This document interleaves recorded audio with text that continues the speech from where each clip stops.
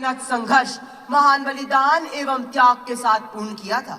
तो आज मैं अनुक्रमांक 4634 सैन्य छात्र आदित्य पुंडीर आप सभी के समक्ष उसी महान संघर्ष का बखान करने हेतु उपस्थित हुआ हूँ। तो चलिए चलते हैं 18वीं सदी में, जब मुगल साम्राज्य के पतन के साथ साथ भारत राजनीतिक तौर की संघर्षों से जूझ रहा था।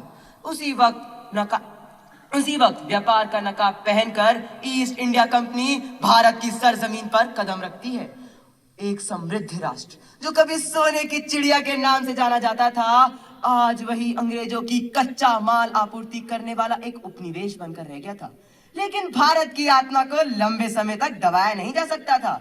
18वीं सदी का शोषण 19वीं सदी के मध्य में एक ऐसे जन आक्रोश को जन्म देता है जिसे हम 1857 का प्रथम स्वतंत्रता संग्राम कहते हैं। मंगल पांडे की पहली हुंकार, झांसी की रानी लक्ष्मीबाई का अप्रतिम साहस और तात्या तोपे और बहादुर शाह जफर का नेतृत्व ये बात साबित कर चुका था कि भारतीय मानसिकता गुलामी को अपनी नियति मारने से इनकार कर चुकी थी। परंतु 1857 के संग्राम को कुचल दिया गया और सत्ता कंपनी के हाथों से छीनकर सीधा ब्रिटिश शासन के हाथ में दे दी।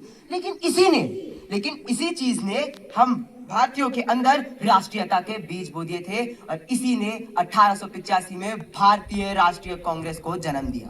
जैसे ही 20वीं सदी का सूर्योदय होता है, वैसे ही भारतीय इतिहास को स्वतंत्रता संग्राम के लिए एक नई दिशा और एक नया रंग मिलता है। जी हाँ दोस्तों, 1905 का बंगाल विभाजन ये बात साबित कर चुका था कि अंग्रेज आज भी फूट डालो शासन करो की नीति का इस्तेमाल करते थे। लेकिन मेरे मित्रों, इसके जवाब में उठे स्वदेशी आंदोलन ने पूरे देश को एक सूत्र में पिरो दिया। बाल गंगाधर तिलक का ये उद्घोष कि स्वराज मेरा अधिकार है और मैं इसको पाकर रहूंगा, ये बात साबित करता है कि भारतीय मानसिकता अब स्वतंत्रता से कम कुछ भी स्वीकार नहीं करेगा। इसने युवाओं के खून में एक नया उबाल ला दिया। फिर आता है वो रंगीन दौर जब हम सबके प्यारे बापू भारतीय